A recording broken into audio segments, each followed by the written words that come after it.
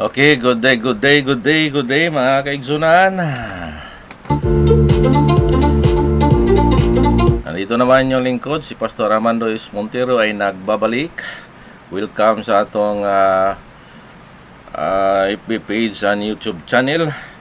O ginaot nga nakatune in usab kamo karon sa inyong cellphone nga sa oras nga makiguban ko diha kaninyo dinhi sa kahanginan. Kini nga maong pagtuon ika-duha na kini ka party o second part na kini sa maong gitawag nga spiritual blessing mga kaigsunan. Ang espirituhanong panalangin para niadtong diha sa kasabutan uban sa Ginoo. Mga kaigsunan ko diha sa Ginoo, shout out sa Luzon, Visayas and Mindanao. O inaot nga wala kayong sawa nga subaybay o nagtangkilik sa maong programa. Mga kaigsunan ko sa Ginoo, ato nang ipadayon o naanatas sa number 8 yata sa ato ang paghiskot may tungod sa espirituhanon nga panalangin para niadtong naaw diha sa kasabutan uban sa Dios, mga kaigsunan. So as you can see sa ato ang golden text ato makita din sa Romans chapter 9 verse 4 nga mga Israelihinon ang kansa, ang pagkainanak-anak ug ang himaya ug ang mga tugon ug ang paghatag sa kasuguan ug ang pag-alagad sa Dios ug ang mga saad.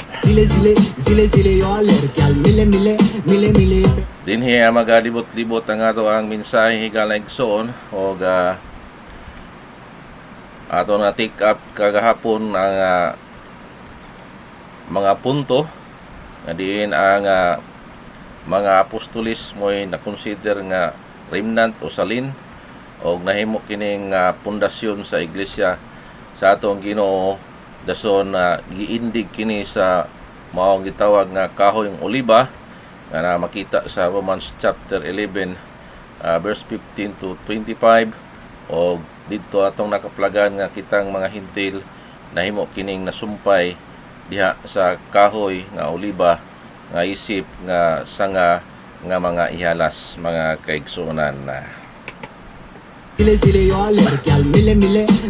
O gatong makita mga kaigsunan nga nahimo tang kabahin sa kining gitawag nga covenant o covenant tree nga diin ang mga punuan niini ang mga Israelihinon o ang iglesia sa tuang Ginoo nahimo kining nasumpay o nasundot nga diin patas o pair o pariha ang maong mga pribilehiyo nga gitanyag sa ato ang Ginoo kanhi sa mga kining gitawag nga Israel in the place nga sa Romans chapter 9 verse 4 o atong makita dito ang mga provision disimtro mga kaigsunan nga na-enjoy sa iglesia sa tuang Ginoo.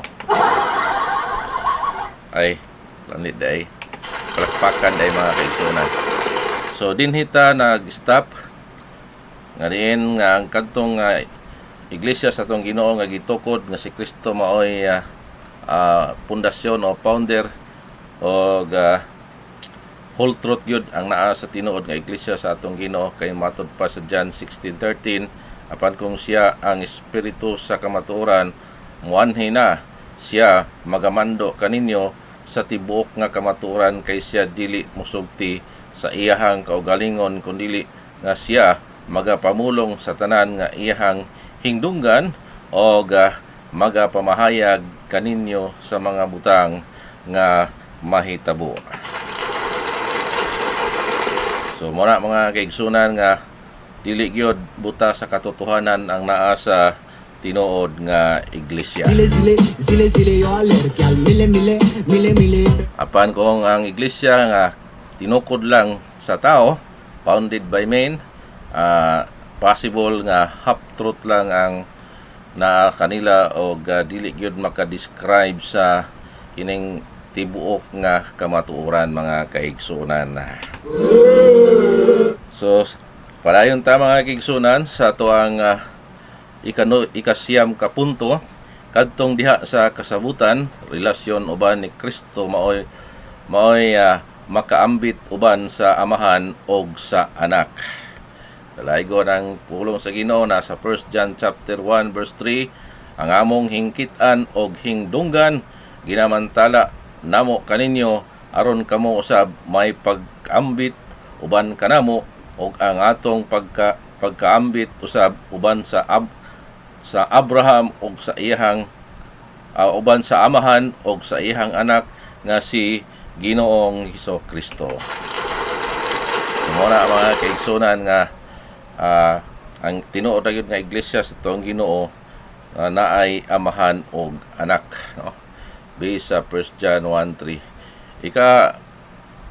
Sampu nga punto, ang matinumanon lamang diha sa kasabutan maoy makasinati sa pagkamatarong nga maoy resulta sa pagkinabuhi pinaagi sa pagtuo.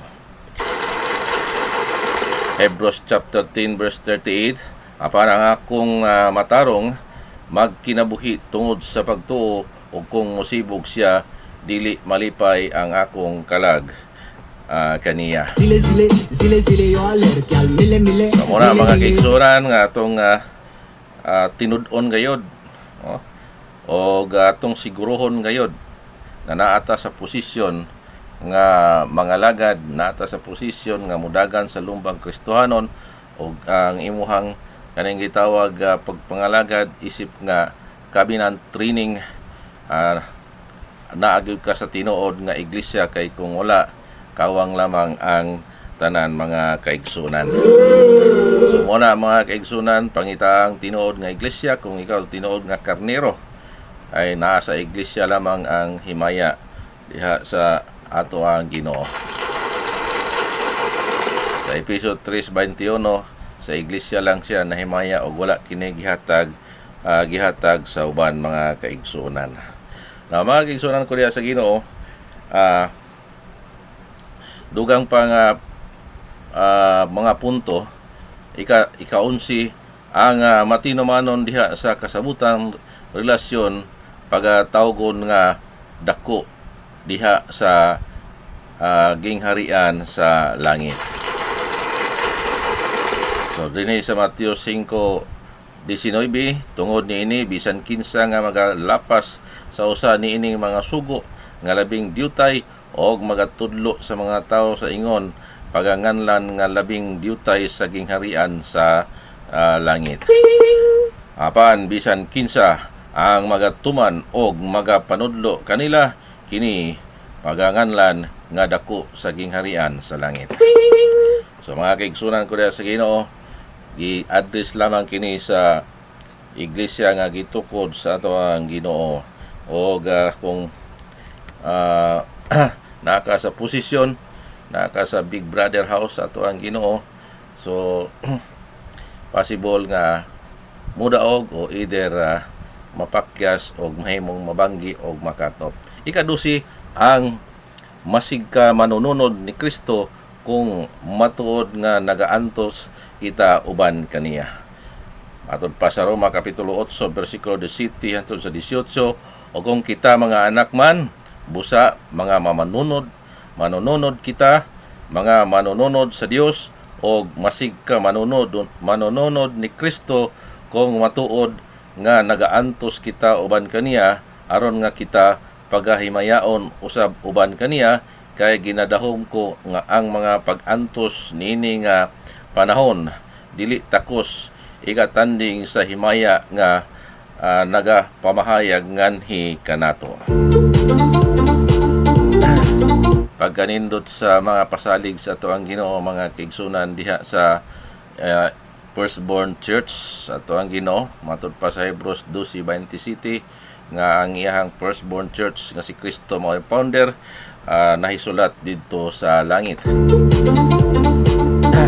Samantala nga ang Second Born Church founded by men o ang final destiny ni ana naalang sa gawas sa siyudad o naa sa gawas sa gingharian sa aroang Ginoo. Apan ang katong Third Born Church nga si Satanas mo ay founder, mo kanang gitawag nga anak sa pagkawala.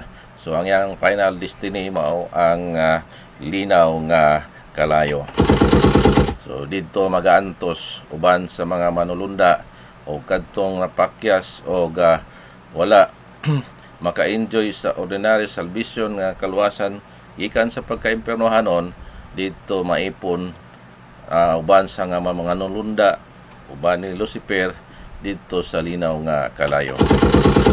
So mga kaigsunan, padayon ta o naanata sa ika-13 kadtong diha sa kasabutan uban sa Dios maoy makadawat sa pinasahi nga relasyon sa pagkaamahan. Matod pa din sa episode 3:15 nga gikan kaniya ginganlan ang tagsa-tagsa kabanay sa langit og sa yuta.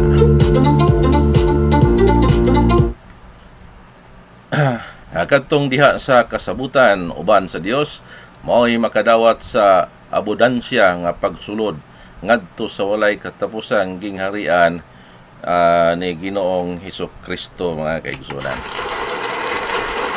Matod pa sa number 1, magatindog sila sa tubangan ni Kristo og walay ikasaway, nagabaton sa pagpadayon diha sa pagtuo.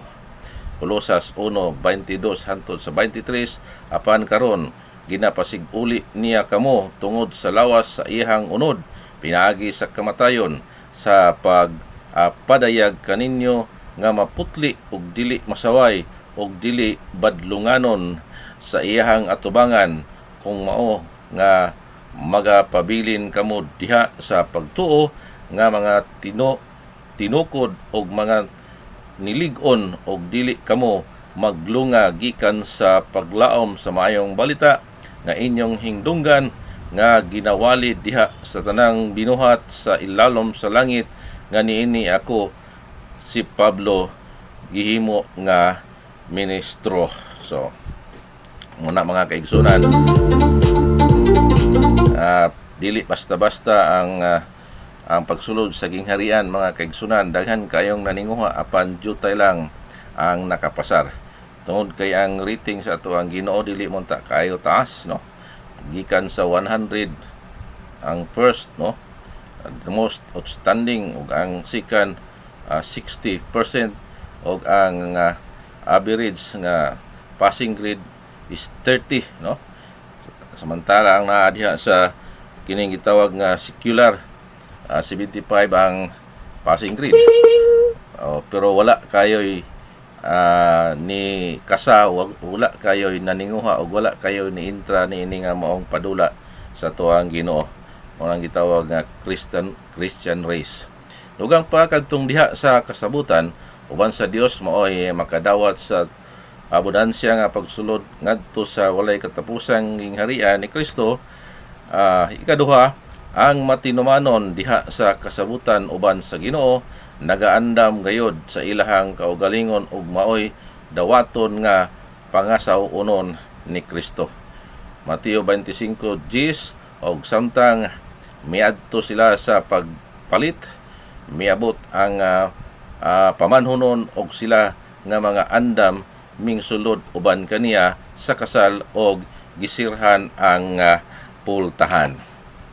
Una mga kaigsunan, ato makita dinhi nga adunay na disqualified o usa kini ka pasahe sa Biblia sa Mateo 25 nga adunay napulo ka mga babaeng ulay o ang lima niini na consider nga kapasar o ang lima maoy manggialamon o adunay literally ang agtang sa moong nga babaeng ulay nga danghag, no.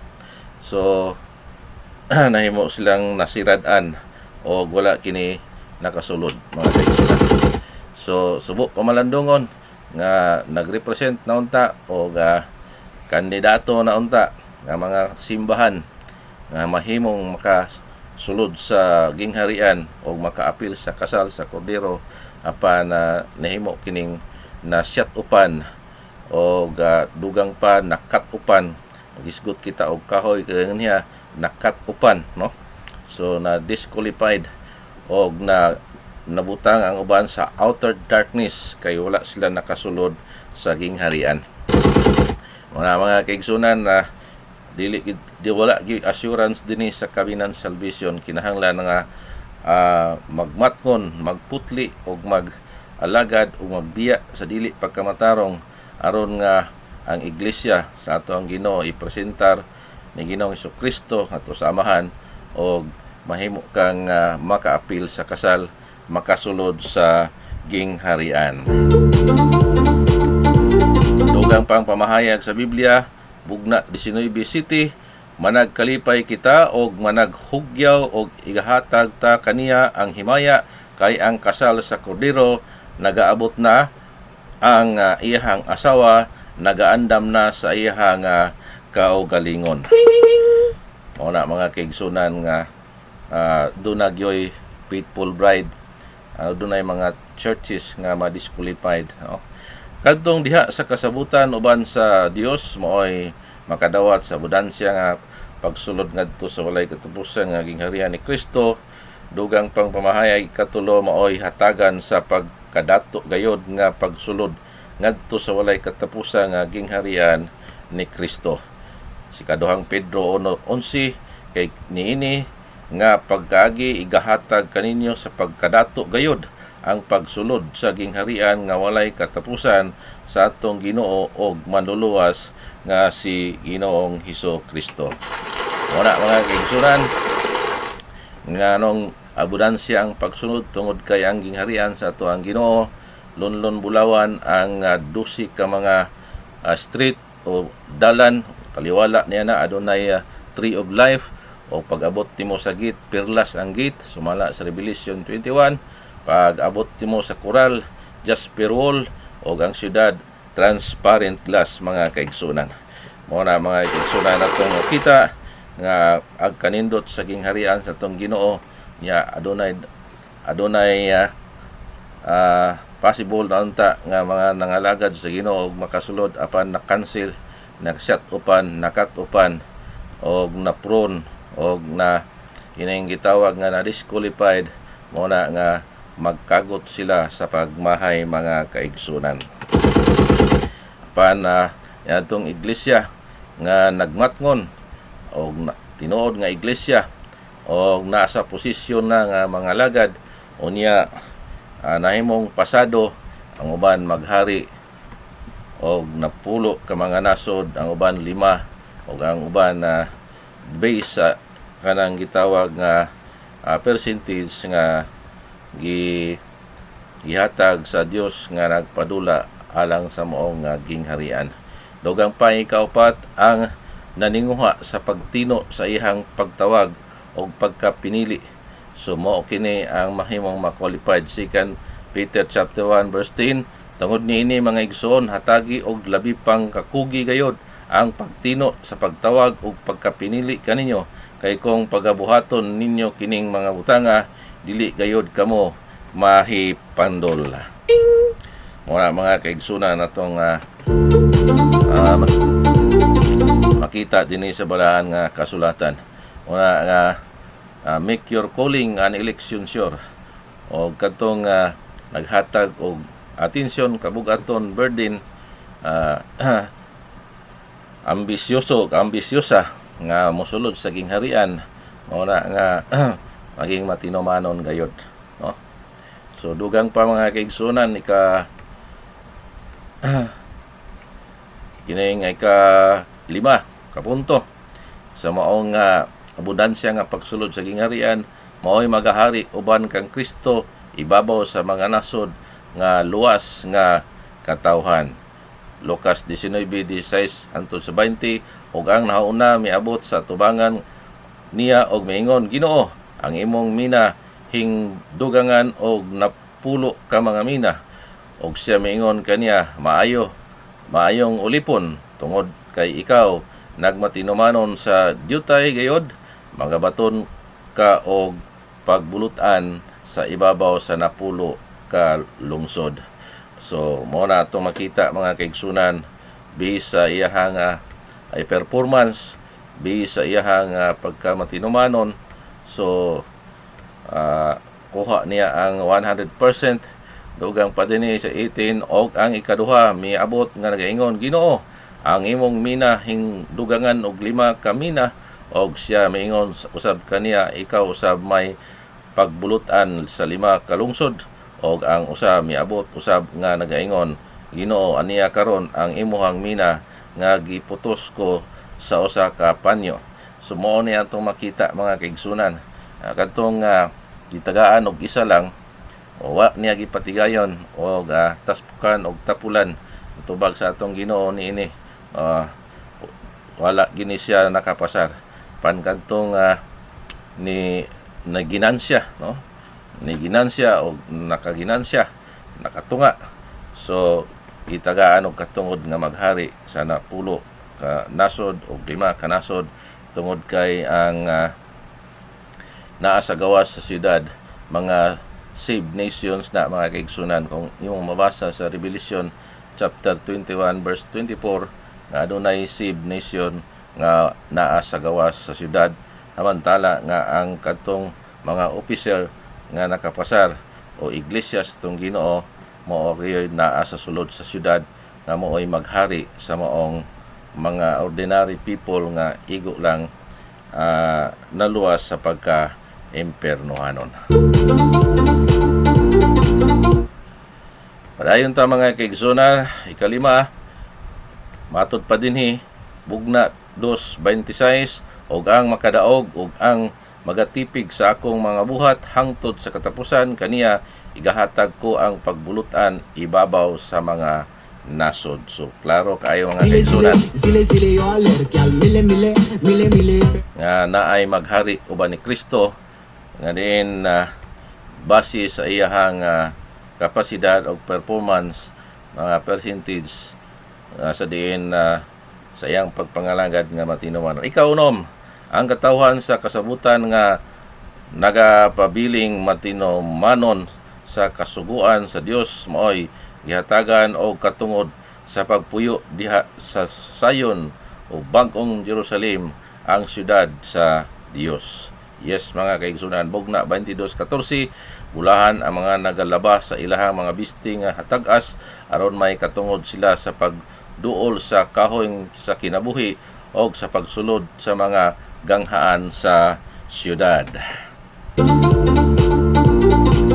Pagkaninduta mga kaigsunan, kung makasulod ka sa syudad o sa bag-ong Jerusalem, tungod kay wala nay pagtrabaho dito o lunlon kalipay o maghari uban ni Kristo. Kung just imagine mga kaigsunan, unsa may imuhang gi-imagine kung maghari ka uban ni Kristo, nakapahuwalay ka na, nakasulod ka sa kapahulayan diha sa ato ang Ginoo o kauban nato ang Dios.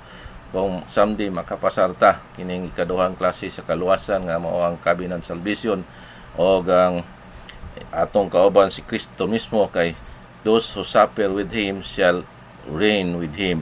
Muna ay gisulti sa balaang kasulatan mga kaigsunan. So dugang pa mga kaigsunan, kay hapit na ni matapos. Ikapito, kadtong nagapuyo diya sa bag-ong Jerusalem, adunay katungod sa pagkaon sa bunga sa kahoy sa kinabuhi.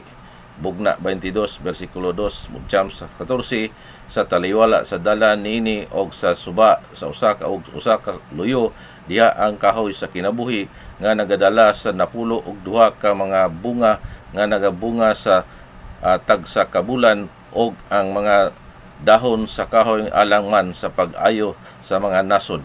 14, bulahan ang mga nagalaba sa ilahang mga bisti nga hatag-as aron may katungod sila sa pagduol sa kahoy sa kinabuhi o sa pagsulod sa mga ganghaan sa syudad. Pagkanindot mga kaigsunan, kung makapasar ka o pati maning lipaya kang kanang naa sa Big Brother house nga nahit niya ang house and lot ug naapay pa-premyo. Now kini mga kaigsunan, mga lagad ta og tarong ug pangitao nato ang tinuod nga iglesia sa tong Ginoo na nata sa posisyon ato gyung tinud-on na make your calling election sure aron nga dili ta ma-cancel, dili ta ma-shut upan sama sa 5 ka babaeng birhen nga buang-buang nga wa kasulod ug wa kaapil sa kasal o kadtong sanga nga wala magbamungahon, gipron, giputol o kadtong taspukan nga ulipon gigapos o gilabay sa kangitngitan sa gawas. Mao na mga kaigsunan nga ang kadtong nag-under og loob cleansing nga diin ilang gilabhan ng ilang bisti sa pagkamatarong mao gyud ni nakaandam og tarong og sa pagbalik sa ato ang Ginoo possible gayod nga ma-enjoy niya ang privilege sa gingharian. Ayon ta mga kaigsunan, sa ikawalo kining katawhan sa kasabutan nga napiling matinumanon o elect faithful mao'y musugat sa Ginoo sa kapanganuran og manaog uban niya didto sa Sayon. Bugna 14:1 hangtod sa 5, og nakita ko ang aniya karon ang kordero nga nagatindog sa ibabaw sa bukid sa Sion, og uban kaniya ang usa ka gatos kapatan og 4,000 ka mga nagabaton sa iyahang ngalan og sa ngalan sa iyahang amahan nga gisulat sa ilahang mga agtang, og nadungog ko ang usa og katingog gikan sa langit nagaingon sa hinaganas sa dagat mga tubig og ingon sa tingog sa usa ka makusog nga dalugdog, og ang tingog nga nadungog ko ingon sa mga ngalpa nga nagakablit sa ilahang mga alpa. Dugang pa dinhi mga gigsunan, bugna 14 bersikulo 3, og na nag-awit sila daw ingon sa usa ka bag-ong awit sa tubangan sa trono og sa tubangan sa upat sa mga binuhat nga buhi og sa mga ansyano og gulay bisan kinsa nga arang makatuon sa awit gawas sa usa ka gatos og kapatan kalibo ka mga tinubos gikan sa yuta. Verse 4, kini sila mao ang mga wala mabulingi sa mga babae kay mga ulay sila, kini sila mao ang mga nunot sa kordero bisan asa siya paingon, kini sila mao ang mga tinubos gikan sa taliwala sa mga tao nga mga inunahang mga bunga alang sa Dios og alang sa kordero, og walay limbong nga hingkaplagan sa ilang mga baba kay wala sila'y buling. So pagkanindot mga kaigsunan sa maong nahimong na-qualified kay makauban gayod diha sa pagkasal o kang Kristo mismo mga kaigsunan. Dugang pa sa ikasyam kining napili nga matinumanong grupo human musugat kang Kristo diha sa kapanganuran, dayon manaog uban kaniya didto sa Sayon nga nagsapot diha sa bisti sa kasal. Ang bugna 19 bersikulo 8 ng pamahayag og gitugot kaniya ang pagbisti sa linong nga manipis, masinaw og mahinlo, kay ang linong nga manipis mao ang mga buhat nga matarong sa mga balaan. So pagkaninduta mga kaigsunan, so kinahanglan gyud ang di gyud basta-basta ang pagsulod sa gingharian, no? Daghan kaayong mga senaryo, daghan kaayong mga balaod nga angay natong bantayan, pero ang ordinary salvation na at the end of your faith, it is the salvation of your soul. Wala nagtandog og bautismo, wala nagtandog og simbahan, wala nagtandog og relihiyon, wala nagtandog mga binuhatan, tungod kay ordinary lang. Pero ang special nga kaluwasan nga mo resulta, special nga mga katawhan butas karayom kinahanglan mo agi gyud ka diha. Kinahanglan nga loyal ka kang Kristo, o wala ka nagminaot o nangandam ka o kanunay ka nga nagtuman sa kabubuton sa nagpadula aron nga dili ka ma-disqualified mga kaigsunan. Ikasyam kini nga napili nga matinumanong grupo atud pa dinhi sa bugna 11 hangtod sa 15 og nakita ko nga naablihan ang langit og aniya karon usa ka kabayo nga maputi og siya nga nagakabayo nini mao ang ginganlan nga matinumanon og maminatud-on og sa pagkamatarong nagahukom og nagapanggubat 12 ug ang mga mata ingon sa siga sa kalayo og daghan nga mga diadima sa ibabaw sa iyang ulo og may nasulat nga usa ka ngalan nga walay bisan kinsa nga nakasabot kundili siya ra gayod. Dugang pa nga bersikulo dinhi sa Revelation 19 og siya nisuluban og usa ka panapton nga natina sa dugo og ang iyang ngalan gitawag ang pulong sa Dios. 14 og ang mga kasundaluhan sa langit nagasunod kaniya nga nagkabayo sa mga kabayo nga maputi nga sinuloban sa lino nga manipis, maputi og mahinlo. Verse 15 og sa iyang baba nagagula ang usa ka espada nga mahait aron uban niini panigbason niya ang kanasuran og sila pagaharian niya sa baras nga putaw og siya magagiok sa pag-anan sa bino sa kabangis sa kaligot-got sa Dios ang makagagahom mga kaigsunan. So ngilingig kayo ang pagpakita ni Ginoong Kristo, no, sa iyang pagpanimalos, no.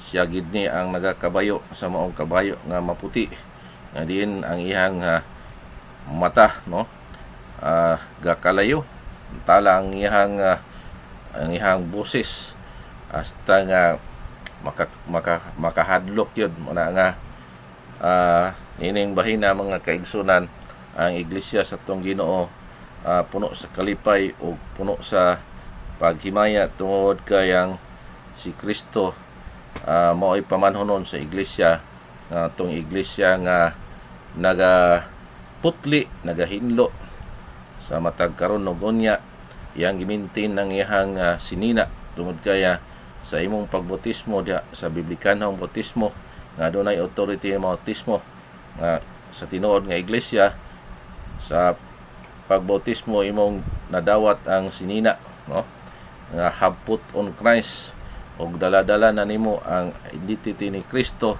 og imo na ang giampingan og imo nang gilabhan kanunay og wa nimo na gihubo tungod kay ang iglesia sa Laodicea kung wa pa nang hinusol makato punta ay dato sila nanghambog sila pero kabos atubangan sa Dios unya hubo di ay sila ipapalit sila og sinina muna nga atong masabtan nga nag-recover ang iglesia sa Laodicea. Dugang pa mga gigsunan ang ilahang panulundon nga ganti o inheritance reward igahatag human mabuntog ni Kristo ang Antikristo dito sa Armageddon. Mateo 16:27 kaya ang anak sa tao moanhi sa himaya sa iyang amahan kauban sa iyang mga manulunda ug unya magatumbas sa tagsatag sa sumala sa iyang binuhatan mga kaigsunan. So dalaygon ang Ginoo sa iyang mga pasalig. Ato na lang siguro ning humanon mga kaigsunan, murag hapit na nila human, no? Ang ilahang panulundon nga ganti o inheritance reward igahatag human sa mabuntog ni Kristo ang Antikristo dito sa Armageddon, bugna 11 bersikulo 15 hangtod sa 18 matud pa rin niyo og mibudyong ang ikapito ka manulunda og misunod og dagkong mga tingog didto sa langit og sila nagaingon, ang gingharian sa kalibutan mahimong iya sa atong Ginoo ug ang iyang Kristo og magahari siya ngadto sa mga katuigan nga walay katapusan ug ang kaluhaan og upat ka mga ansyano nga nagalingkod sa ilahang mga trono sa tubangan sa Dios na naghapa og na nagsimba sa Dios. Verse 17 nga nagaingon, nagahatag kami kanimo og mga pasalamat Ginoong Dios, ang makagagahom nga mao ikaw ang karon og mao ikaw ang sa kaniadto kay gigamit mo ang imuhang dakong gahom og magahari ka og naligot-got ang mga kanasuran og miabot ang imong kaligot-got og ang panahon sa paghukom sa mga nangamatay og ang panahon sa paghatag og balos sa imong mga ulipon og mga manalagna og sa mga balaan og sa mga nangakahadlok sa imong ngalan sa mga gagmay og mga dagko og sa paglaglag kanila nga nagalaglag sa yuta. Pagkakuyawa mga kaigsunan.